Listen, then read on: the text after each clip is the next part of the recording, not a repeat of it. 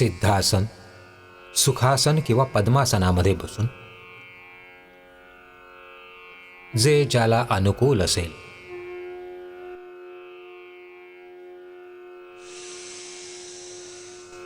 प्राणायाम सुद्धा सहजतापूर्वक करा.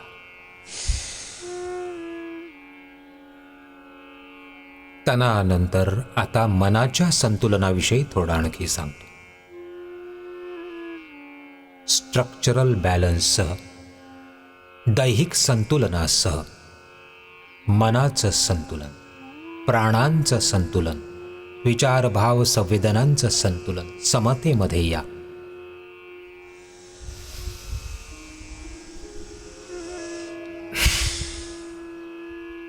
समतेमध्ये जगता येत नाही. समतेमध्ये जगणं योग आहे. कुशलतेमध्ये जगता येत नाही. कुशलतेमध्ये जगणं योग आहे. समत्वम योग उच्यते. योग कर्मसु कौशल. आणि जेव्हा हे सर्व काही साध्य होतं तेव्हा मग योगो भवति दुःखः रोगः योगो ही प्रभवाप्यम. योगने मग अयम तू परमो धर्मो यदि योगेन आत्मदर्शन. आत्मदर्शन प्रभुदर्शन होतं. असं करा. तनाचं, मन, विचार, भावांचं, संवेदनांचं संतुलन. एका बाजूला सागरासारखी गंभीरता. सागरात मधून शांत असतो. मान्यावर सुनामी सारख्या लाटा सुद्धा कधी कधी उठतात. कसं असलं पाहिजे जीवन आपलं? समुद्राप्रमाणे आतून पूर्ण शांत आणि बाहेरून पूर्ण क्रियाशील. काय म्हटलं? जीवन कसं असायला हवं? सागरासारखं आतून पूर्ण शांत, प्रशांती, आणि बाहेरून पूर्ण क्रियाशील. यालाच म्हणतात निवृत्ती मूलक प्रवृत्ती. यालाच म्हणतात योग मूलक कर्मयोग. याला म्हणतात प्रार्थ मूलक पुरुषार्थ. यालाच म्हणतात फक्त निमित्त होऊन. कालोस्मि लोकक्षयकृत प्रवृद्धो लोकान् समाहर्तुमिह प्रवृत्ताः ऋतेऽपि त्वां न भविष्यन्ति सर्वे ये अवस्थिताः प्रत्यनीकेषु योद्धाः तस्मात् त्वम् उत्तिष्ठ यशो लभस्व जित्वा शत्रून् भुङ्क्ष्व राज्यं समृद्धं मया एवेते निहिता पूर्वमेव निमित्तमात्रं भव सव्यसाची. फक्त निमित्त बनून जगणं, प्रभूचं यंत्र बनून जगणं. असे दीर्घ गहिरे श्वास घ्या. जे थोडे बलशाली असतील त्यांनी आणखी खोलवर घ्या. आणि जास्तच बलशाली असाल तर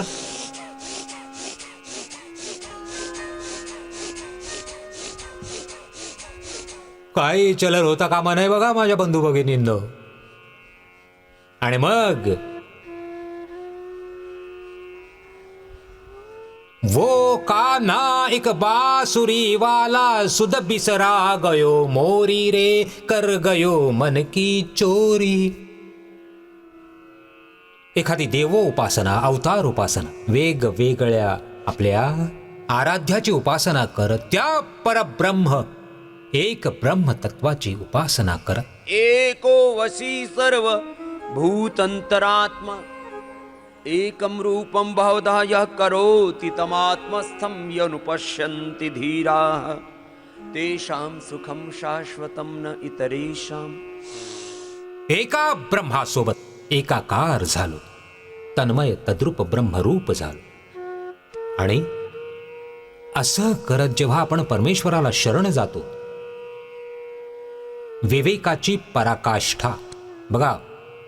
आता योगचं जे अल्टिमेट गंतव्य आहे ना, अंतिम गंतव्य, ते आहे परमेश्वरासोबत एकत्व. आणि जे परमेश्वराला शरण जातात, मग ते ज्ञानाच्या पराकाष्ठेने जाऊत, ते भक्तीच्या पराकाष्ठेने जाऊत किंवा पुरुषार्थाच्या पराकाष्ठेने, तीव्र संवेगानामासनैष प्रधानाद्वा तत्प्रतिषेधार्थम एकतत्व अभ्यास ध्यान यास्तत्व ही म्हणून याची वेगवेगळी साधनं आहेत, वेगवेगळ्या भावचेतना. सर्वांच्या कर्मप्रधान आहे, कोणाचं ज्ञानप्रधान आहे, कोणाचं भावप्रधान आहे, भक्तिप्रधान आहे. काही रजसप्रधान आत्मा आहेत, काही तमसप्रधान आत्मा आहेत, काही सत्वप्रधान आत्मा आहेत, आणि काही तर स्वभावतःच योगी आहेत. त्यांच्यासाठी काय योग साधना? ते तर सहज योगी आहेत, जीवनमुक्त आहेत. बघा, असा सामान्य मध्यम वा तीव्र गतीने जेव्हा योग करता ना, तेव्हा डिवाइन फ्रिक्वेन्सी मध्ये जाता, त्या परात पर ब्रह्म सोबत एकात्म होऊन जाता. ओम के हम हो चुके हैं, देव पथ के पथिक हैं हम, योग पथ के पथिक है हम, वेद पथ के पथिक है. एक साधू, एक संत महात्मा ऋषी होते. त्यांचं नाव सोमानंदजी महाराज. छोट्याशा गावामध्ये नूरगडमध्ये राहत होते. आम्ही लहान बालक असल्यापासून गुरुकुलमध्ये जायला लागलो. तेव्हा बघा, दोन स्थिती असतात.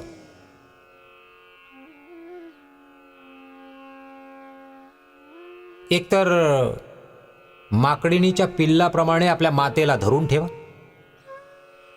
किंवा मांजरीच्या मुलाला जसं मांजर पकडून ठेवते, सोडत नाही. दोन्हीपैकी कोणतीही स्थिती येऊ, एक तर तुम्ही परमेश्वराला पकडून ठेवा, किंवा परमेश्वर तुम्हाला धरेल आणि तुम्हाला उचलून घेईल आणि तुमची उन्नती करेल. आणि जेव्हा त्याला शरण जाता, तेव्हा मग कोणताही रोग, कोणताही दुःख, कोणतं दारिद्र्य उरत नाही. हे खूप मोठं सत्य आहे अध्यात्माचं. हेच भजनामध्ये गायलेलं आहे. जितने विकारी पास हैं, भय मरण व्याधि त्रास हैं, सब मानसिक उपहास हैं, हम सजग हैं बस सो चुके हैं, व्याधियां तन की मिटी, अरुत्राण सीमाएं कटी, मन की निराशाएं मिटी, सम मार्ग अपना जो चुके हैं, पावन त्रिवेणी धाम है, स्वर्गीय धन धाम है, अध्यात्म में विश्राम है, मलताप त्रय को धो चुके हैं, वह आत्म निर्मल गंग में, निसीम प्रेम तरंग में, उस अजाना में अंग में अस्तित्व अपना खो चुके हैं. ओम के हम हो चुके हैं, देव पथ के पथिक हैं. बघा, परमेश्वरासोबत एकात्म होऊन कसा योगाभ्यास केला जातो, माझ्यासोबत 5 मिनिटं करून बघा आता हा भस्त्रिका प्राणायाम. आणि तुमचं ध्यान आता नाही लागलं. लोक म्हणतात ध्यान नाही लागत. अरे तुम्हाला लावता तर येत नाही, लागत नाही, लागत नाही, असं बडबडत राहता उगीच. लावा. कसं? ध्याना व्यतिरिक्त काहीच लागणार नाही तुमचं. असं कसं करायचंय? आपल्या सामर्थ्यानुसार. आपलं सामर्थ्य शिल्लक उरतं कामा नये. मी सामान्य, मध्यम आणि तीव्र गतीने करणार आहे. प्रथम सावकाश सावकाश, मग मध्यम आणि मग तीव्र वेग. आणि तुम्ही सुद्धा माझ्यासोबत करायचं असं. आणि मग आत्ताच तुमचं ध्यान नाही लागलं, मन नाही लागलं, मन नाही टिकलं, चित्त एकाग्र नाही झालं, तर तुम्ही योग करणं सोडून द्या आजपासून. आज आत्ता या क्षणी चला. भजनासह, प्रार्थनेसह.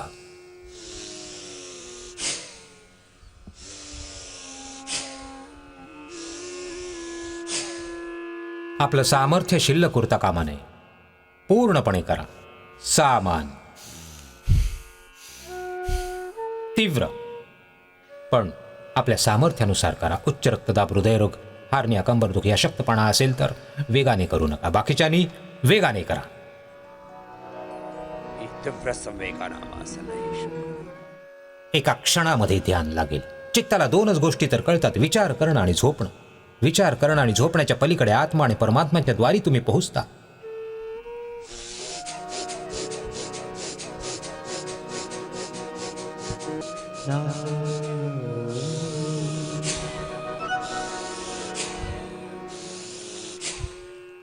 सामान्य, मध्यम किंवा तीव्र गतीने जेव्हा तुम्ही असं करता ना, तेव्हा तुमची शुद्धच हरपून जाता. आणि भस्त्रिकानंतर आता कपालभाती करा. असा एका मस्तीमध्ये अगदी मन लावून. याला मी म्हणतो वारंवार ज्ञानाचा अतिरेक. बोला बोला, काय बोललो?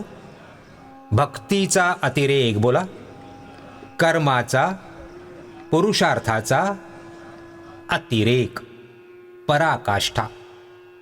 बघा, अतिरेकामध्येच तुम्हाला परमसत्याची अनुभूती होते, शाश्वत नित्य सत्याची. कपालभाती असा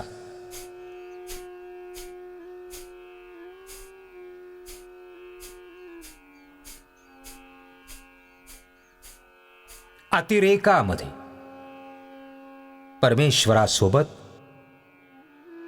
भक्तीचा अतिरेक, प्रभू प्रीतीचा अतिरेक,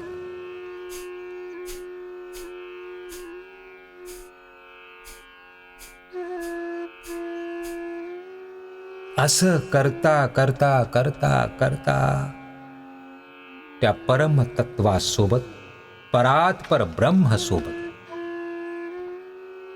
आता ज्याची जशी भावचेतना असेल, म्हणून मी म्हटलं सगुण साकार निर्गुण निराकार तो जो ब्रह्म आहे,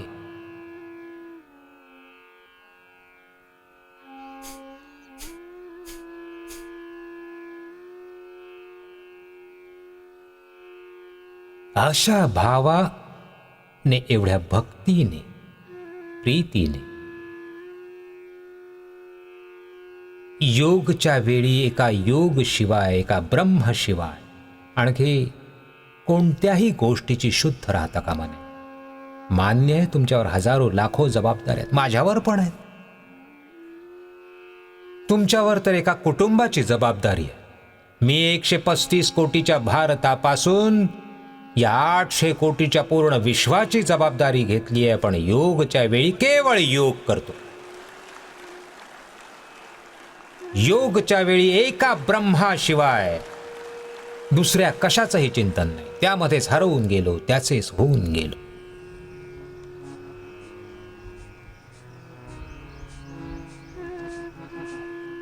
हा कपाल भाती प्राणायाम असा करा की करता करता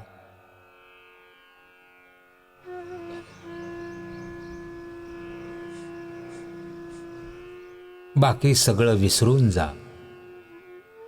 आणि सर्व रोगांपासून, सर्व संतापांपासून, सर्व दुःख द्वंद्वांपासून, क्लेशांपासून, वासनांपासून तुम्ही मुक्तच आहात. आद्य शंकराचार्यजी एक खूप मोठी गोष्ट सांगतात. ते म्हणतात, मुक्ती तुमचा स्वभाव आहे, बंधन तर तुम्ही घालून घेतलेली आहे. तुम्ही एका क्षणामध्ये मुक्त होऊ शकता. आता मुक्त होऊन जा. थोड्या वेळासाठी तुम्ही स्वतःला शरीरापासून, इंद्रियांपासून, मनापासून, मनाच्या सर्व भावांपासून, सर्व विकारांपासून, शुभापासून, अशुभापासून, पापापासून, पुण्यापासून, धर्मापासून, अधर्मापासून, अनुकूलतेपासून, प्रतिकूलतेपासून, सत्कारापासून, तिरस्कारापासून थोड्या वेळासाठी वेगळं तर करून बघा स्वतःला.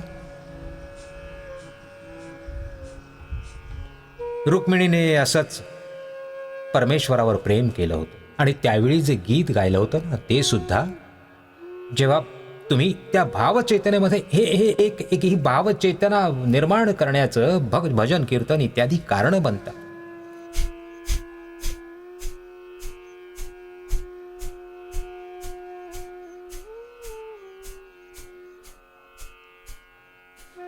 मोर मुकुट पीतांबरधार, कब मिलेंगे मुझे अपने प्रियतम. आणि विनती सुने ओ नाथ, प्रभू ऐका तर खरी माझी प्रार्थना. मी तुम्हाला शरण आलो. भावाचा अतिरेक होईल ना प्रभो, मी केव्हाच तुला शरण आलो. माझी उन्नती करा, माझं तारण करा प्रभू. आता ही फक्त सांगण्या बोलण्याची गोष्ट नाहीये बघा. हा तर भावाच्या अतिरेकाचा तुम्ही वेगवेगळ्या संदर्भामध्ये अनुभव तर घेतलाय. माता पित्यासोबत जे मोठे आहेत आपापसात, गृहस्थ धर्मामध्ये, मातृपितृ धर्मामध्ये, गुरु शिष्य धर्मामध्ये, भागवत धर्मामध्ये, वेगवेगळ्या संदर्भांमध्ये तुम्ही त्या प्रीतीची पराकाष्ठा पाहिली असेल. त्याच प्रीतीने, त्याच भगवत शरणागतीच्या भावाने योग करत जा. तर तुम्ही पाहाल, अरे मी तर करता करता सगळे रोग तर बरे झालेच, सगळी भवबंधनं सुद्धा तुटली. चला या.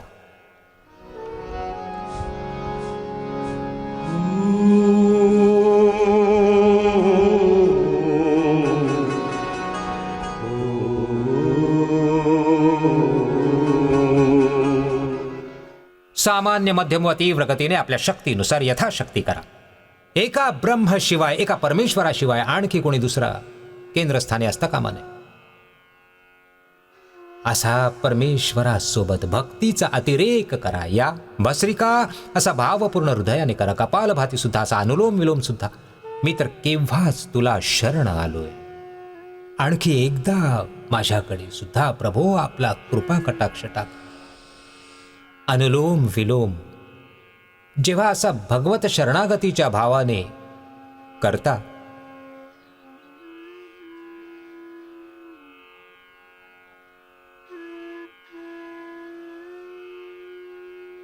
तेव्हा प्रभू सहज तुमची उन्नती करतात. सर्व रोग दुःखातून तारून नेतात. याचा अनुभव तर घेऊन पहा. सावकाश सावकाश एका अनुष्ठानाप्रमाणे करा. शनैः शनैः उपरमेत बुद्ध्या धृतिगृहीतया आत्मसंस्थं मनः कृत्वा न किंचिदपि चिंतये.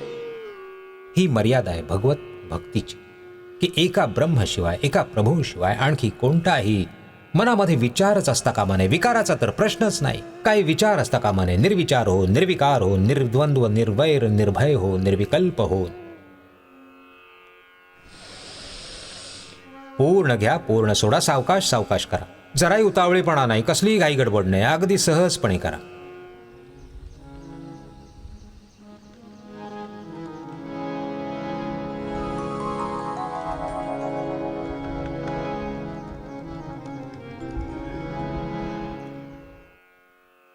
या भगवत शरणागतीच्या भावासह दीर्घ श्वास घेतला, दीर्घ सोडला. असा सलग भावातिरेकामध्ये, भक्तीच्या अतिरेकामध्ये, श्रद्धेच्या अतिरेकामध्ये, प्रभू प्रीतीच्या अतिरेकामध्ये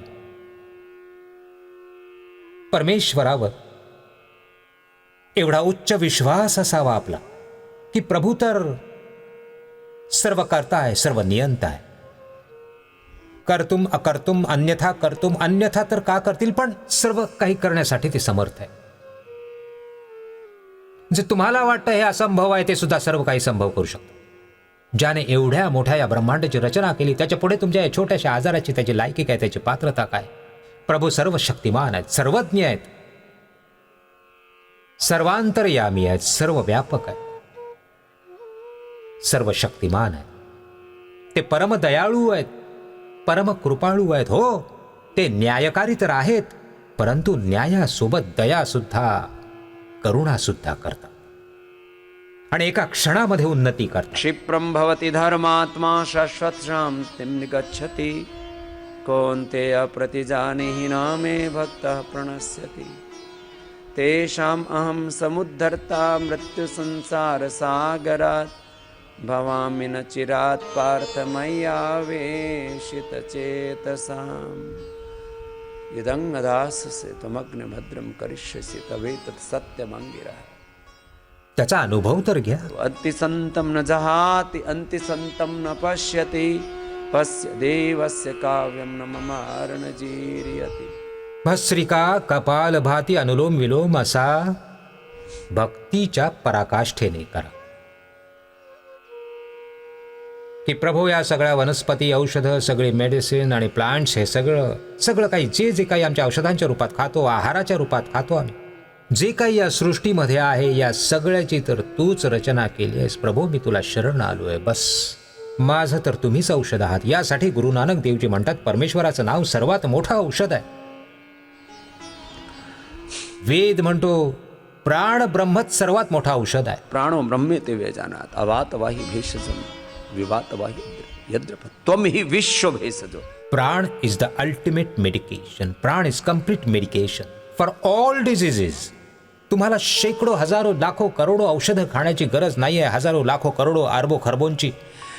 एका प्राणाचा योग्य रीतीने उपयोग करा. हा प्राण तुमचा औषध पण आहे, हा प्राण तुमचा ब्रह्म पण आहे, हा प्राण तुमचं बळ सुद्धा आहे, धन सुद्धा आहे, यौवन सुद्धा आहे, शक्ती आहे, शांती सुद्धा आहे, जीवनाचं निर्माण सुद्धा आहे, यामध्ये निर्वाण सुद्धा आहे, मुक्ती सुद्धा आहे. चला, दोन्ही पायांचे तळवे जुळवा. काही समजलं का तुम्हाला आता? तर 2 प्रकारांनी करून घेतलं बाबानं तुमच्याकडून. कसं कसं? एक तर स्ट्रक्चरल बॅलन्स, तुमच्या तणाचं संतुलन बिघडून गेलेलं आहे, आणि तणाहून जास्त मनाचं संतुलन. मन तर एवढं बेचैन असतं, हे समजतच नाही की हे माझ्यासोबत काय घडलं आणि हे काय घडतंय. असंच वेड्यासारखे जगताय. मी 150 लोकांना रोज भेटत असतो. एका बालकाला मी भेटलो. मी विचारलं, बाळा कसं काय चाललंय? म्हणाला मी म्हटलं, मी स्वामी रामदेव बोलतो. म्हणाला, तुझ्यासारखे खूप बघितले. सांगा. अरे मी म्हटलं, बाबा मी तर तुला बरं करणार आहे. म्हणाला, मला तर बरं परमेश्वर सुद्धा नाही करू शकत, तू काय करणार? तर मी म्हटलं, असं कर, योग करत जा. योग केल्याने काय होतं? मग मी म्हटलं, असं कर तू. त्याच्या वडिलांना सांगितलं. त्याला तर काही कळतच नव्हतं. मी म्हटलं, त्याला आणून ना माझ्याकडे याला मागच्या बाजूला बसवत जा. पुढे तर तो कदाचित आडवं तिडवं बडबडायचा. 3 दिवस तो इथे येऊन बसला आणि 7 दिवसांनी तो बालक हसत हसत इथून गेला. खरं तर त्याला शुद्धच नव्हती स्वतःची. तो काही स्वामी रामदेवचा अपमान नव्हता करत. त्याला बिचारायला माहीतच नव्हतं. आपली स्वतःचीच काही जाणीव नव्हती त्याला. काय माहीत कशामुळे. नंतर मी विचारलं त्याच्या वडिलांना काय झालं. म्हणाले, याची पत्नी याला 15 दिवस याच्याबरोबर राहिली आणि मग सोडून निघून गेली. बिचारा एवढं त्याला दुःख होतं, वेदना होती त्याला. आणि मी विचारलं की बाबा मग चूक याची होती की तिची? म्हणाले, कळलंच नाही आमच्यासोबत नेमकं काय झालं. आता सांगा. म्हणूनच मी म्हणतो, बाबा कोणाचं लग्न झालं आणि चांगली मिळाली तर खूप चांगली गोष्ट, नाही तर आमच्यासारख्या बाप बासरा आणि मजेत राहा.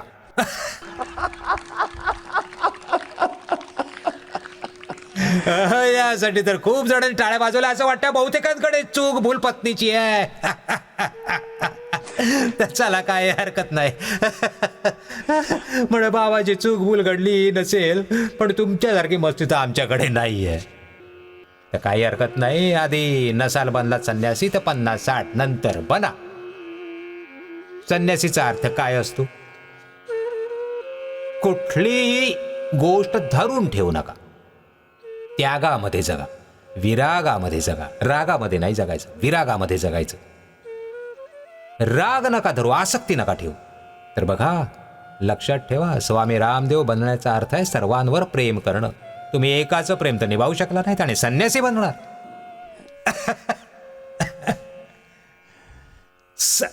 म्हणजे एवढं विराट व्हायला हवं तुमचं प्रेम. हे सगळं नैराश्य संपवून गेलं पाहिजे. हे पाय पुढे मागे कर, असं कर. घरामध्ये सुद्धा नीट वागत जा. संबंध निभावू शकला नाहीत आणि इथे भगवंत संबंध, भागवत. मी तर परमेश्वरावर प्रेम करते, आणखी कुणावर करत नाही. मी म्हटलं, खोटं बोलतेस तू. कणावरच प्रेम करत नाही, बा परमेश्वरावर कसं करशील? जो परमेश्वरावर प्रेम करतो तो सर्वांवर प्रेम, जो परमेश्वराचा होतो तो सर्वांचा होतो. ही सत्य गोष्ट आहे. पूर्वी लोक म्हणायचे, मोठ्या माणसा साहेब बनलं, जसा हा सांगत होता. म्हणे मोठा बनला, बाबा बनला म्हणजे कसल्याच कामाचा नाही. ऐका, जो परमेश्वराच्या कामाचा आहे तो सर्वांच्या कामाचा आहे, आणि जो परमेश्वराच्या कामाचा नाही तो कसल्याच कामाचा नाही, कुठल्याही धामाचा नाही, कसल्याही उपयोगाचा नाही. कोणी त्याचा वाली बिली नाही. गोल गोल फिरवा. करा. म्हणे, बाबाजी आज जसं सावकाश सावकाश योग करून घेताय ना, असाच करून घेत जा. आज तर सावकाश सावकाश करून घेतला, पण हा असा करत जा. आता औषध उपचारांकडे वळूया. बघा, योगचा उद्देश केवळ रोगमुक्ती नाहीये, भवबंधनातूनही मुक्त होतो. या भावाने योग केला आणि एका दिवसातच सुटका होते. मुक्ती तर सहज आहे. मी सांगितलं होतं, आता काय सांगितलं होतं? आता आद्य शंकराचार्यांचं वचन, मोक्ष मुक्ती स्वाभाविक आहे आणि बंधन तर आपण लादून घेतलेली आहेत. असे बांधले गेलो. असं बघा, एखाद्या खुंटीला बांधले गेलाय तुम्ही, तसंच बांधून घेतलंय स्वतःला, तसंच जखडून घेतलंय. कशामध्ये? काममध्ये, क्रोधमध्ये, मोहामध्ये, लोभामध्ये, अहंकारामध्ये, पतीमध्ये, पत्नीमध्ये, बालकांमध्ये, धनामध्ये, संपत्तीमध्ये. तर मग काय करायचं? परमेश्वराचं यंत्र बनून निमित्त मात्र भावाने जगा. हा आहे युग. अनेक बंधनांमध्ये कम्प्लीट डिटॅचमेंट. काय म्हटलं? कम्प्लीट डिटॅचमेंट आणि कम्प्लीट अटॅचमेंट. परमेश्वरासोबत कम्प्लीट अटॅचमेंट आणि त्याचं यंत्र बनून जी परमेश्वर आत्म्यामध्ये तो परमात्मा जी प्रेरणा देतो बस करत जा. कुणासाठी? परमेश्वरासाठी, परमेश्वराच्या आनंदासाठी, परमेश्वराची प्रसन्नता, परमेश्वराच्या प्रिय आचरणासाठी. म्हणे योग परमेश्वराच्या प्रिय आचरणासाठी कसा आहे? हे झोपणं, खाणं, पिणं, जागणं परमेश्वराच्या प्रिय आचरणासाठी कसं काय? योग कराल, चांगलं खाल प्याल, जगाल, चांगली झोप घ्याल, चांगलं स्नान करून स्वच्छ व्हाल तर चांगली परमेश्वराची सेवा करू शकाल आणि आपलं काम करू शकाल. मग चला करा. तर बघा लठ्ठ लठ्ठ बंधू भगिनींनो, हे 5-5 वेळा करायचंय. सावकाश सावकाश. कुणासाठी? परमेश्वरासाठी. परमेश्वर मला पाहतील तेव्हा प्रसन्न होतील की मी ज्याला जसं मॅन्युफॅक्चर केलं होतं तसाच आहे. परमेश्वराने तुम्हाला किती सुंदर शरीर दिलंय, किती सुंदर तन दिलंय, मन दिलंय, जीवन दिलंय, यौवन दिलंय आणि सर्व काही तुम्ही उधळून लावलं. आणि मग भजनं गातात, माझं सगळं काही लुटलं गेलं रे या दुनियेच्या बाजारामध्ये. दीर्घ दीर्घ श्वास घ्या. या 2 ओळी पाठत मला जास्त भजनं बिजनं येत नाहीत. आणि गुरुकुलमध्ये शिकत होतो, सकाळपासून संध्याकाळपर्यंत कामातून फुरसत नाही. तिकडे सत्संग असायचा, कधी काही उत्सव असायचा, आम्ही एक दिवस सुद्धा बसलो नाही. का? कधी गाईचं दूध काढणं, मग त्याचं शेण उचलणं, मग शेतामध्ये शेतीची कामं करणं, मग अभ्यास पण करायचा, मग शिकवायचं सुद्धा. कधी आम्ही, खरी गोष्ट सांगतोय तुम्हाला, आम्ही सत्संग कधी केलाच नाही गुरुकुलमध्ये. इकडे तिकडे सुद्धा 2-4 गोष्टी ऐकल्या, बस त्यात जगलो. एक गोष्ट ऐकली, ऐका, फार मोठी सुद्धा नव्हती ती, की बाबा चांगलं काम करण्यामध्ये कसलाही प्रमाद करू नका आणि वाईट काम करण्याचा मनामध्ये विचार देखील करू नका. बस ही गोष्ट ऐकली आणि बस तसंच करायला सुरुवात केली. बस संपलं. आणखी काय ऐकवणं बाकी. तर मग आनंदच आहे. जेवढा काही वेळ कराल सत्संग, भजन, कीर्तन जेवढं कराल तेवढं कमीच. तर जगण्यासाठी तर एक शब्द सुद्धा खूप आहे. एकम सद्विप्राह बहुधा वदन्ति. चला गोल गोल फिरवा आणि 100 वेळा करायचं. लठ्ठ लठ्ठ बंधू भगिनीने हे तर थोडं प्रतिकात्मक करून घेतो. आता सावकाश सावकाश कर. गोल गोल फिरवा. मी आजपर्यंत हा जो 45 वर्ष योग केला ना, तर माझ्या पूर्ण जीवनात जर मी एका शब्दात सांगायचं मी काय केलं पूर्ण जीवनामध्ये आत्तापर्यंत, तर योग केला. बस योग केला, करून घेतला आणि योग जगलो. आता योगमध्ये सगळं काही आलं.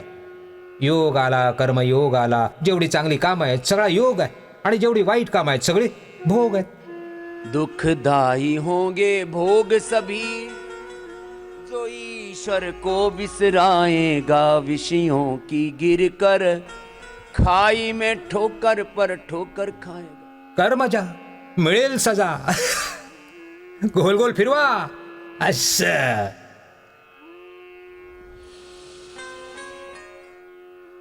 असं पूर्ण करत जा. किती वेळा करायचं लठ्ठ लठ्ठ बंधू भगिनींनी? 5 वेळा. चला पुन्हा करा.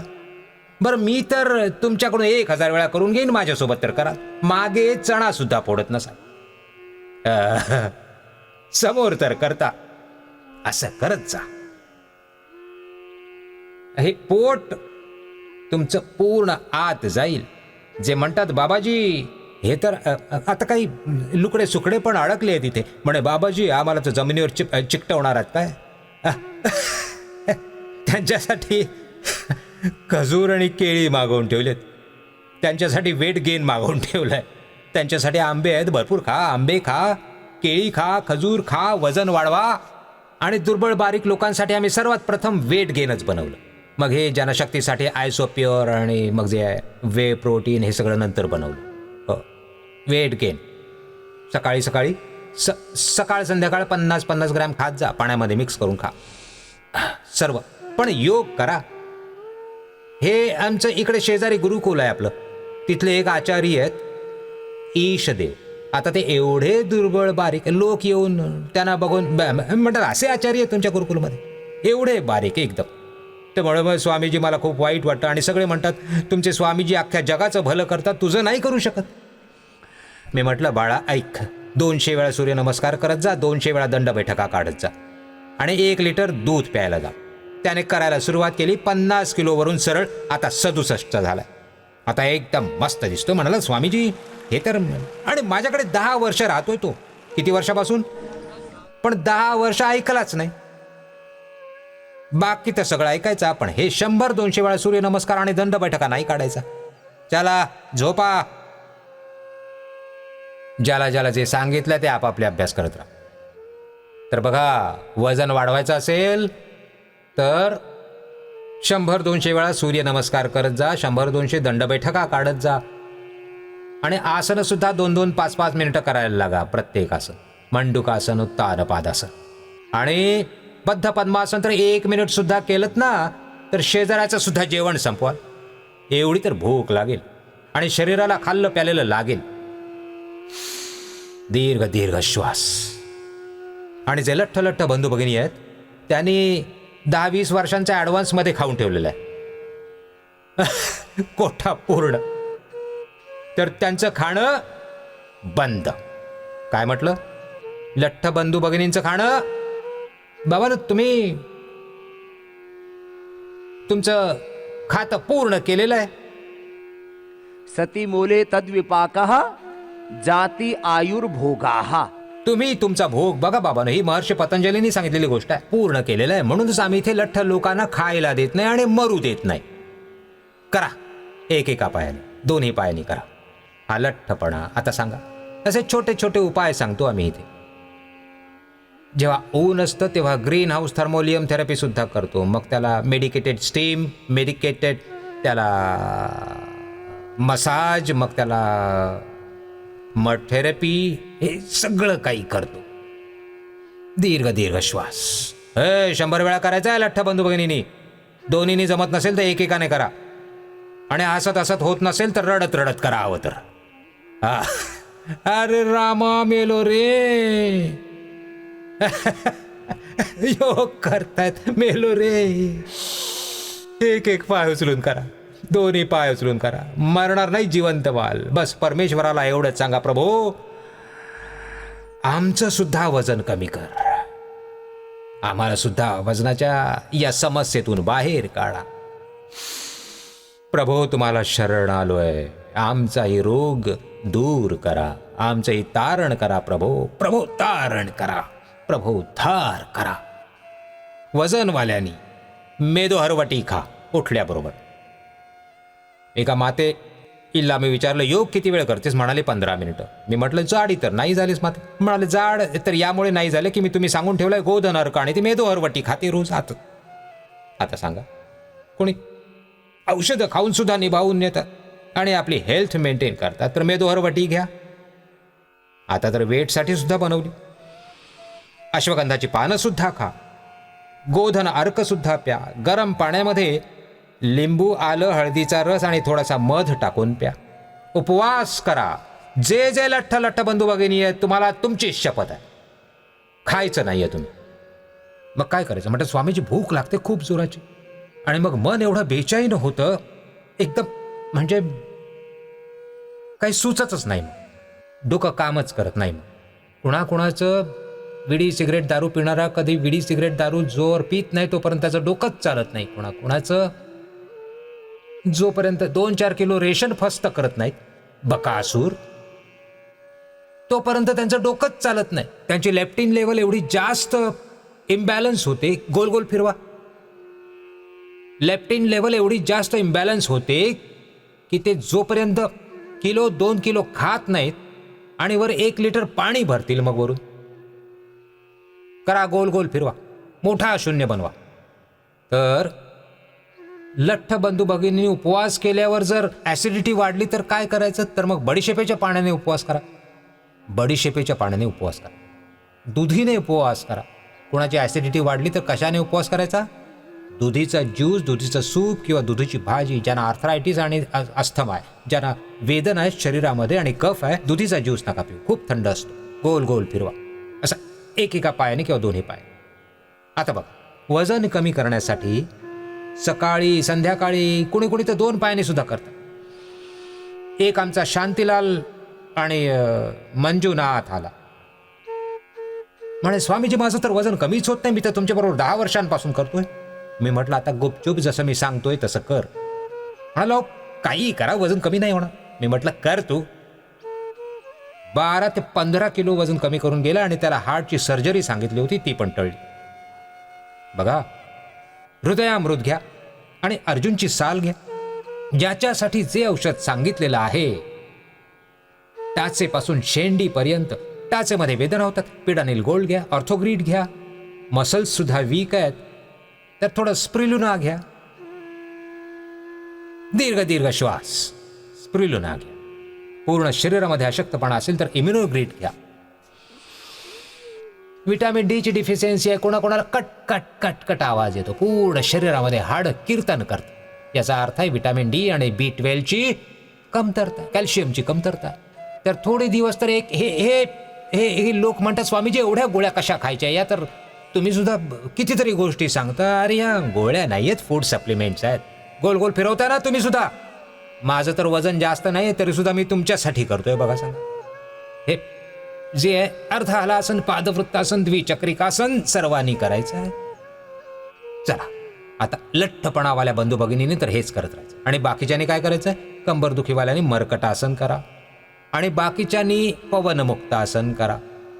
आज मी अगोदरच तुमच्याकडून प्राणायाम खूप करून घेतला होता, पण आता सुद्धा प्राणायाम यासोबतच सुरू राहील. आसन, प्राणायाम, ध्यान तर करा. पवनमुक्तासन, उत्तान पादासन, नौकासन करा. सर्वांनी आपापले अभ्यास करा थोडा वेळ. हे जे पॅकेज आहे ना, जे आता दाखवतोय मी, बघा लठ्ठपणावालं पॅकेज सर्वांना माहिती आहे, कंबरदुखीवालं पण माहिती आहे, उष्ट्रासन, मकरासन, भुजंगासन, शलभासन, धनुरासन, मर्कटासन इत्यादी. आता हे जे आहे मंडुकासनापासून गोमुखासनापर्यंत बसून आणि झोपून, पवनमुक्तासनापासून सर्वांगासनापर्यंत हे सर्वांसाठी आहे.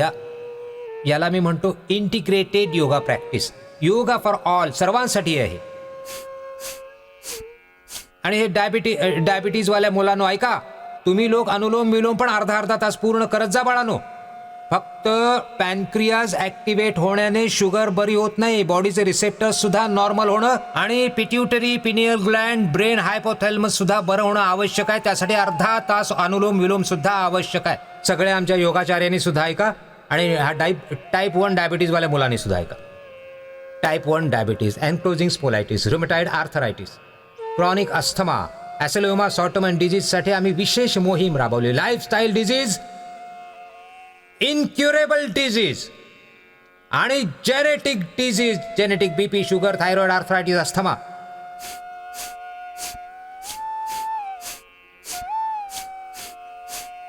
तर आता तर मी एक प्रकारची गोष्ट सांगितली. अशा वेगवेगळ्या आजारांमध्ये वेगवेगळ्या प्रकारच्या तत्वांचं असंतुलन होतं. वात, पित्त, कफाचं, सत्वरजस तमसचं असंतुलन झाल्यामुळे तुमच्यामध्ये फिजिकल, मेंटल, इमोशनल वेगवेगळ्या प्रकारचे इम्बॅलन्सेस येतात आणि त्याने पूर्ण तुमचं हे जे जीवन चक्र आहे, शरीर चक्र आहे, हे बाधित होतं. आणि त्यासाठी आम्ही वेगवेगळ्या प्रकारची तुम्हाला औषधं, योग थेरपी, यज्ञ थेरपी, वेगवेगळ्या प्रकारच्या औषधांचा होम, हे गांभीर्याने घ्या माझ्या बंधू भगिनी. काही बंधू भगिनी योग गांभीर्याने घेत नाही जेवढा घ्यायला हवा. काही लोक यज्ञाला जेवढं गांभीर्याने, जेवढ्या प्रामाणिकतेने घ्यायला हवं, जेवढ्या गांभीर्याने आयुर्वेदाच्या औषधांना घेतलं पाहिजे तेवढं नाही घेऊ शकत आहे. आणि इथे वेगवेगळ्या थेरपीज ज्या करून घेतो त्यांना सुद्धा असंच बस वर वर करायचं म्हणून करून घेतात. हे पण केलं, ते पण केलं, काही नाही झालं, हे नाही झालं, ते नाही झालं, असं नाही. प्रत्येक प्रक्रिया इथे जे काही आम्ही तुमच्याकडून करून घेतो, रिसर्च अँड एव्हिडन्स बेस्ड पूर्ण ट्रीटमेंट देतो तुम्हाला. Research and evidence based medicines देतो, research and evidence based procedures करतो, research and evidence based therapies करतो. योग, यज्ञ, आयुर्वेद, नॅचरोपॅथी आणि जे काही तुमचं खाणं पिणं आहे, मेडिकेटेड वॉटर, मेडिकेटेड फूड, उपवास, हे सर्व रिसर्च अँड एव्हिडन्स बेस्ड ज्या पूर्ण प्रोसिजर्स आहेत, मेथड्स आहेत, ट्रीटमेंट्स आहेत, त्या तुमच्यावर अप्लाय करतो. म्हणूनच प्रत्येक तत्व गांभीर्याने घ्या. पवन मुक्तासन, उत्तान पादासन, असं करा.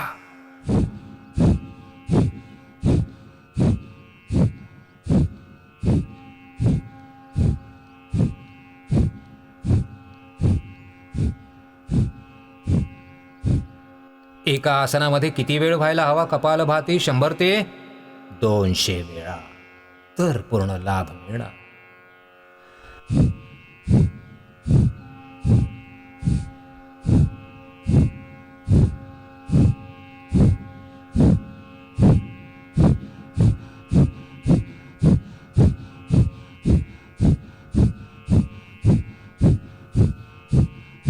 आपापल्या सामर्थ्यानुसार करा, कोणतीही कमतरता ठेवू नका.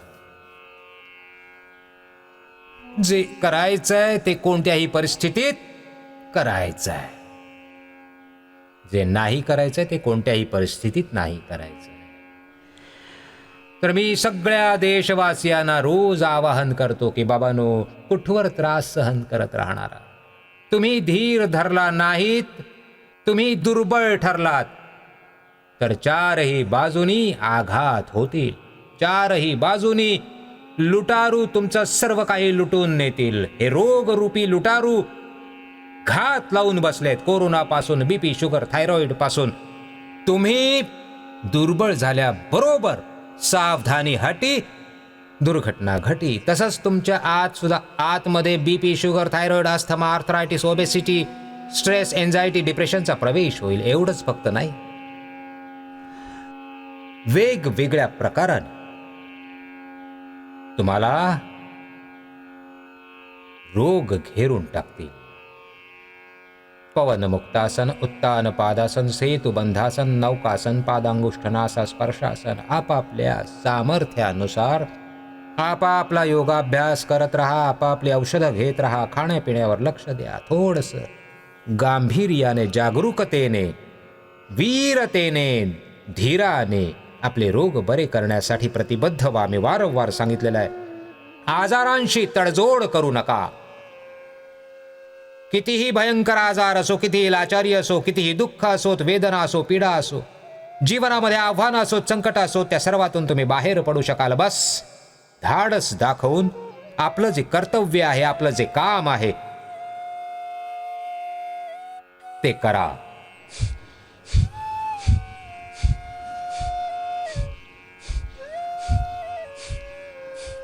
आपापला अभ्यास नियमाप्रमाणे,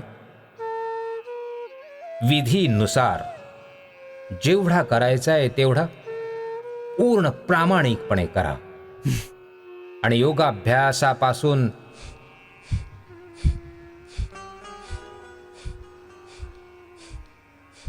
बाकी सगळे उपाय बघा, आपला योगाभ्यास आसन, प्राणायाम, ध्यानासह करा.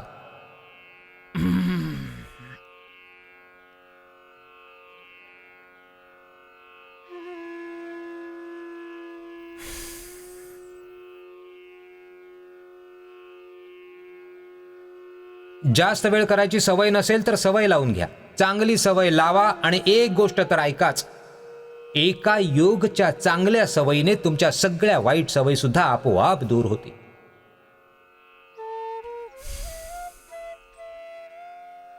हळूहळू जीवनाचं संपूर्ण दिव्य रूपांतरण होतं.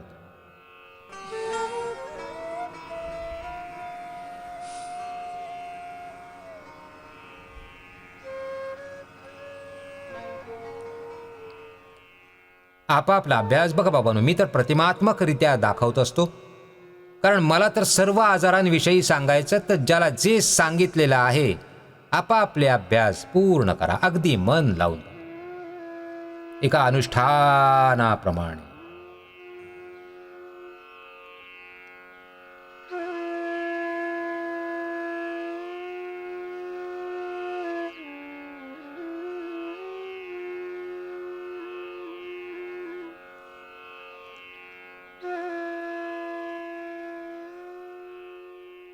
आता मंडूकासनापासून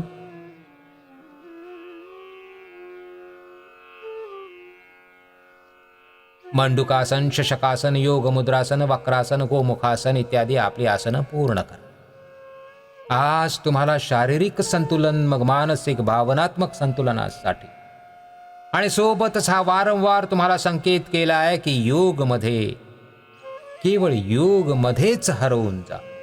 योग व्यतिरिक्त आणखी कशाच चित्तामध्ये चिंतन असता कामा नये.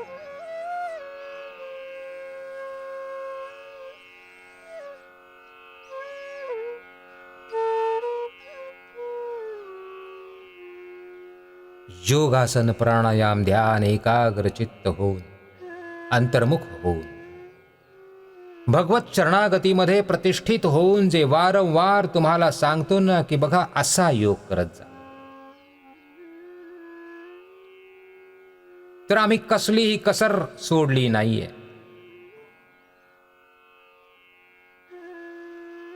सकाळी 4 वाजता जलनेती सूत्रनेती नस्यापासून ते छोट्या छोट्या प्रोसिजर्स करून घेऊन इथे मोठे मोठे आजार आम्ही बरे होताना पाहिले.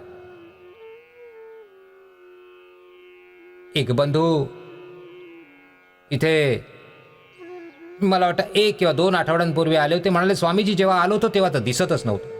मी विचारलं आत्ता? म्हणाले स्वामीजी आता तर दिसतंय. ज्याला दिसत नव्हतं त्याला दिसायला लागलंय. जलनेती सूत्रनेती त्रिफळाने आयवॉश अक्षितर्पण आणि ज्याला काही प्रॉब्लेम्स नाहीये त्याने सुद्धा करायचं. पुढे काही त्रास होणार नाही. योग आयुर्वेद आणि जे सगळं काही इथे योगरामध्ये करून घेतो, तुम्हाला पतंजली योगपीठ मध्ये करतो, पतंजली वेलनेस मध्ये जी करतो तुम्हाला ट्रीटमेंट,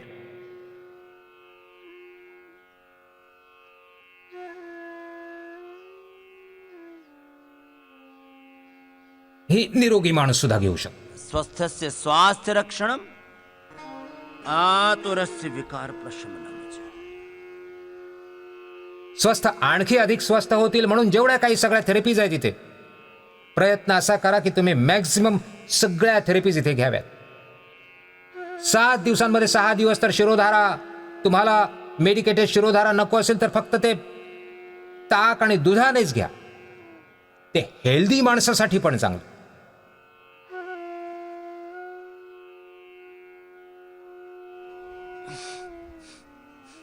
करा सर्व, करा करा.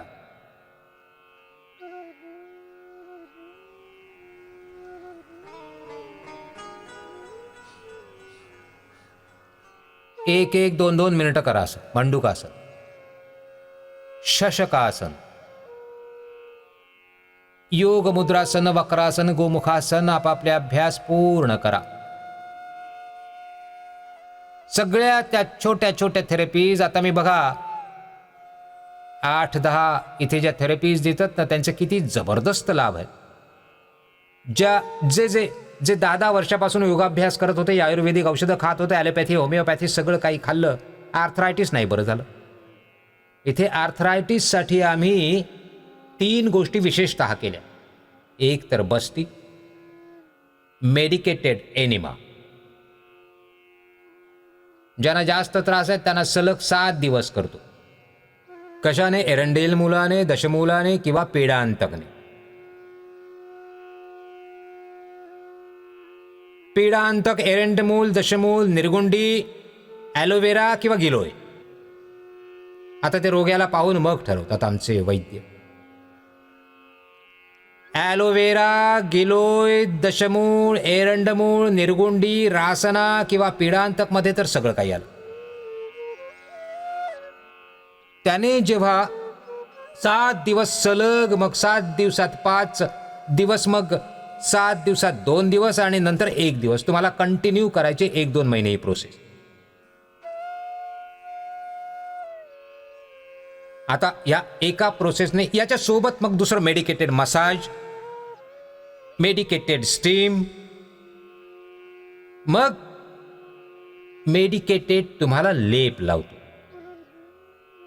पिडानिल स्प्रे, पिडांतक ऑइंटमेंट, पिडांतक तेल. आता हे लावून मग आणखी पट्टी लावली, वरून पट्टी, म्हणजे बस्ती, स्नेहन स्वेदन, मेडिकेटेड स्टीम, मेडिकेटेड मसाज आणि पट्टी. मसाज सुद्धा अनेक प्रकारचे करतो. 10 प्रकारचे मसाज असतात.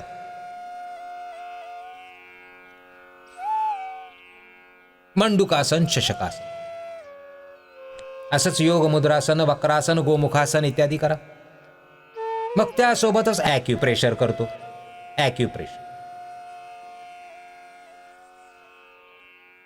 ॲक्युप्रेशर आणि मसाज सुद्धा कायरोप्रॅक्टिक मसाज. कायरोप्रॅक्टिक मसाज सुद्धा सामान्य नाही. जिथून पाय दुमडलाय ना तिथूनच असं मागे असं बघायचं. ॲक्युप्रेशर दिलं. आता बघा, घरामध्ये फक्त योग करत होते किंवा फक्त आयुर्वेदिक औषधं खात होते, पिडानिल गोल्ड, ऑर्थोग्रीड घेत होते. इथे ॲक्युप्रेशर पण दिलं. आणि मग वातेष्टी, वात, पित्त, कफ, वेगवेगळ्या आजारांसाठी इथे 11 प्रकारची होमाची सामुग्री आम्ही बनवली. यज्ञ थेरपी केली. आता ती पूर्ण चेंज झाली सिस्टीम. दिवसभर त्याला ॲलोवेरा ज्यूस थोडा थोडा आणि गिलोयचा ज्यूस पाजला. आता वात रोग पूर्ण बरा झाला. आता सोरायटिक आर्थरायटिस होतं तर गोधन, अर्क आणि नीम बीज सकाळी सकाळी पाजलं.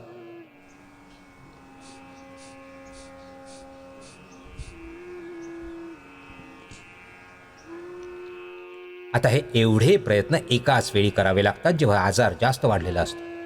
आता असाच कफरोग जास्त वाढलेला होता तर काय केलं, घरामध्ये तर करत होते प्राणायाम, श्वासारी पण घेत होते, पूर्ण लाभ नाही झाला.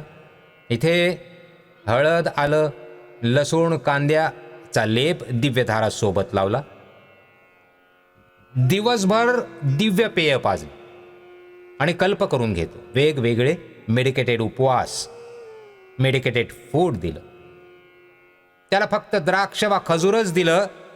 जेव्हा कधी भूक लागली खूप जास्त तेव्हा चणे खायला दिले, नाहीतर चण्याची पातळशी एक पोळी दिली. बाकी सगळं जेवण, खाणं, फळं, भाज्या सगळं काही बंद. याला म्हणतात एकाहार चिकित्सा. एकाहार चिकित्सा. कोणाला रसाहार चिकित्सा, कल्प, उपवास अशी आम्ही वेगवेगळी नावं दिलेली आहेत या थेरपीजना, ट्रीटमेंटच्या. Medicated food, medicated water.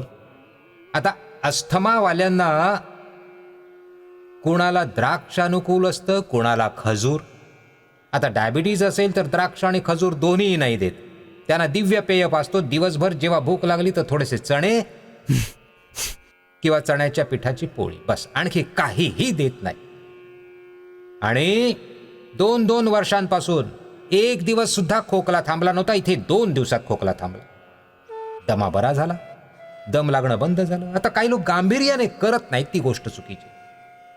ज्यांना भयंकर कफाचा प्रकोप आहे त्यांना तर मेडिकेटेड उपवास करावा लागेल, मेडिकेटेड वॉटर घ्यावं लागेल. दिवसभर साधारण पाणी एकदा सुद्धा प्यायचं नाही.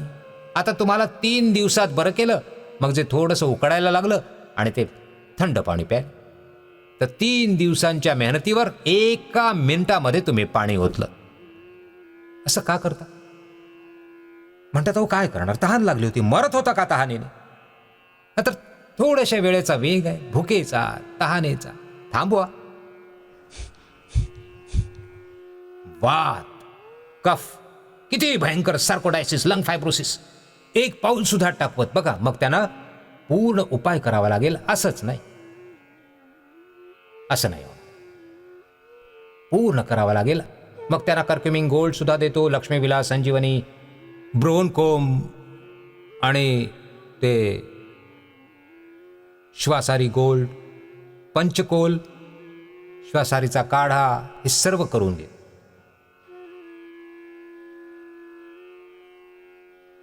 मग ज्यांना अस्थमा आहे त्यांना दिवसभर डीप ब्रिदिंग. ऐका, ज्यांना अस्थमा असेल, ज्यांना डायबिटीज आहे, ज्यांना कॅन्सर आणि ऑटोमन डिझीज आहेत, त्यांनी दिवसभर श्वासांवर लक्ष द्यायचं आहे. जसं विपश्यना केंद्रावर करून घेतात, प्रेक्षा केंद्रांमध्ये करून घेतात. ही प्राणयोगची, ध्यान योगची, विपश्यनाची, प्रेक्षाची एक साधना करून घेतात. ज्यांना डायबिटीज आहे, ऐका बाळांनो, टाईप 1 डायबिटीज वाल्यानो, दिवसभर कशावर लक्ष द्यायचं आहे?